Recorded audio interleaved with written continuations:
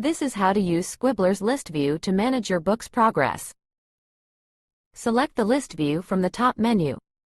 This dashboard shows an overview of your book's progress. Click on this icon to assign files or folders to each contributor if you're working as a team.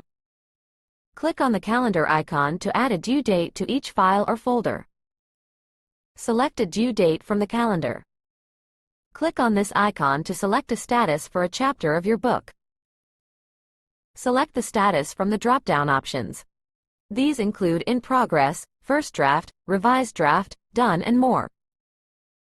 Targeted words, progress, and achieved words are automatically populated based on your daily and file goals and on how much you write. Click on the flag icon to set priority. Priority can be set as high or normal.